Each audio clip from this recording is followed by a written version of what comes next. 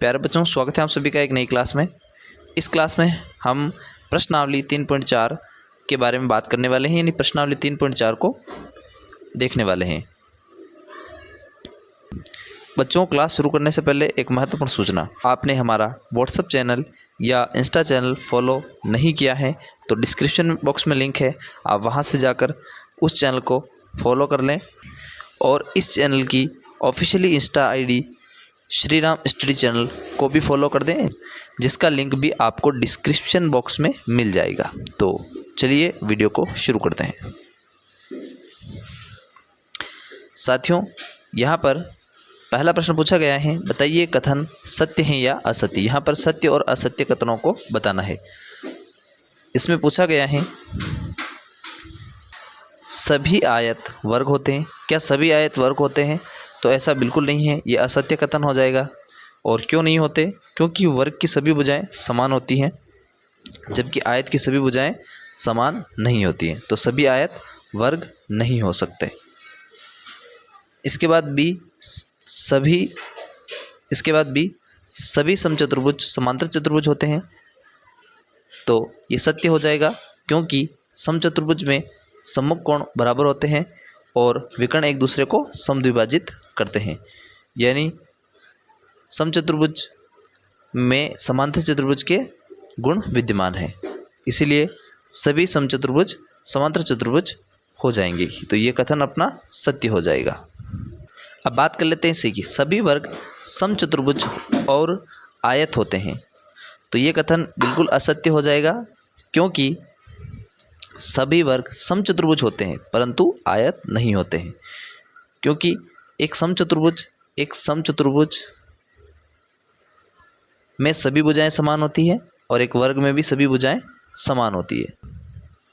तो सभी वर्ग समचतुर्भुज हो सकते हैं लेकिन आयत नहीं हो सकते। आयत में आमने सामने की भुजाएं बराबर होती है, आमने सामने की भुजाएं बराबर होती है। आयत में सभी भुजाएं समान न होकर आमने सामने की भुजाएं जो होती है वो बराबर होती है। बात कर लेते हैं डी की, सभी वर्ग समांतर चतुर्भुज नहीं होते। ये असत्य कथन हो जाएगा, क्योंकि वर्ग में समांतर चतुर्भुज के सभी गुण विद्यमान होते हैं, यानी सभी गुणधर्म मौजूद होते हैं, इसलिए सभी वर्ग जो हैं वो समांतर चतुर्भुज होते हैं। अब बात कर लेते हैं ई की, सभी पतंगे समचतुर्भुज होती है। तो ये कथन भी असत्य हो जाएगा, क्योंकि पतंग की सभी भुजाएं बराबर नहीं होती है। क्योंकि पतंगों में ये भुजाएं बराबर होगी, जबकि ये भुजाएं बराबर नहीं होगी। लेकिन समचतुर्भुज में सभी भुजाएं जो होती है वो बराबर माप की होती हैं। अब एफ, सभी समचतुर्भुज पतंग होते हैं। तो ये कथन सत्य हो जाएगा, क्योंकि समचतुर्भुज की सभी भुजाएं बराबर होती हैं और विकर्ण एक दूसरे को समद्विभाजित करते हैं। यानी समचतुर्भुज जो होता है उसकी सभी भुजाएं बराबर होती है और ये कुछ इस प्रकार से एक पतंग की आकृति बनाता है और उसके जो विकर्ण होते हैं वह एक दूसरे पर लंब समद्विभाजक होते हैं, यानी एक दूसरे पर लंब डालते हैं। अब बात कर लेते हैं जी की, सभी समांतर चतुर्भुज समलंब होते हैं। तो ये कथन सत्य हो जाएगा, क्योंकि समांतर चतुर्भुज की सम्मुख भुजाएं समांतर होती हैं, इसीलिए सभी समांतर चतुर्भुज एक समलंब चतुर्भुज होते हैं। अब बात कर लेते हैं एच की, सभी वर्ग समलंब होते हैं। ये कथन भी सत्य हो जाएगा, क्योंकि वर्ग की सम्मुख भुजाएं समांतर होती है। अब बात कर लेते हैं प्रश्नावली 3.2 के दूसरे प्रश्न की, उन सभी वर्गों की पहचान कीजिए जिनमें चारों भुजाएं बराबर लंबाई की हो। तो साथियों, वर्ग में और एक समचतुर्भुज में सभी भुजाएं जो होती है वो बराबर माप की होती है। तो एक वर्ग और एक समचतुर्भुज हो जाएगा। अब जिसके चार कोण समकोण हो, तो आयत और वर्ग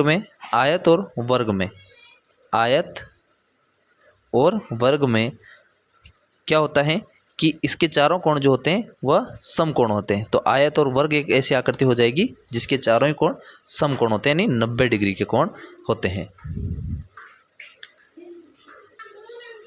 अब बात कर लेते हैं तीसरे प्रश्न की। बताइए कैसे एक वर्ग एक चतुर्भुज है। तो वर्ग एक चतुर्भुज क्यों है? क्योंकि एक वर्ग के अंदर, चतुर्भुज का मतलब होता है 4 भुजाएं, तो वर्ग में 4 भुजाएं होती है, इसलिए एक चतुर्भुज है। एक समांतर चतुर्भुज क्यों है? तो इस वर्ग में क्या होता है, वर्ग में क्या होगा कि सम्मुख भुजाएं जो होती है वह समान होती है। इसके अलावा सम्मुख कोण बराबर माप के होते हैं और इसकी भुजाएं जो हैं वह समांतर होती है। इसी कारण एक वर्ग जो है वह एक समांतर चतुर्भुज है। अब बात कर लेते हैं इसके तीसरे पॉइंट की। एक वर्ग एक समचतुर्भुज क्यों होता है? तो एक वर्ग एक समचतुर्भुज क्यों होगा? क्योंकि उसकी भुजाएं जो होती है वह सारी भुजाएं समान होती हैं, इसलिए इसको हम एक समचतुर्भुज भी मान सकते हैं। अब एक वर्ग आयत कैसे हैं? तो आयत की विशेषता क्या होती है कि उसकी सम्मुख भुजाएं बराबर हो, उसकी सम्मुख भुजाएं जो है वह बराबर हो। इसी प्रकार से वर्ग में भी सम्मुख भुजाएं जो होती है वह बराबर माप की होती है। और आयत में प्रत्येक कोण समकोण होता है और वर्ग में भी प्रत्येक कोण समकोण होता है।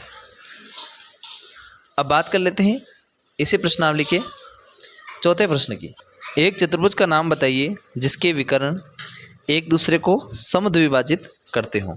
तो साथियों, वर्ग, आयत, समचतुर्भुज और समांतर चतुर्भुज में विकर्ण जो होते हैं वह एक दूसरे को समद्विभाजित करते हैं, यानी समान रूप से 2 भागों में बांट देते हैं। यह एक प्रकार का वर्ग चतुर्भुज है। अब यहाँ पर 2 विकर्ण हैं। समद्विभाजित करने का मतलब समान रूप से बांट देना। मान लो ये बिंदु O पर काट रहे हैं, तो यहाँ पर A, B, C और D, यानी ये A O जो है वह OC के समान हो जाएगा और OB जो है वह OD के समान हो जाएगा। यानी यहाँ पर ये विकर्णों को समद्विभाजित कर रहे हैं, यानी समान रूप से दोनों भागों में बांट रहे हैं। और ऐसा वर्ग, आयत, समचतुर्भुज और समांतर चतुर्भुज में होता है।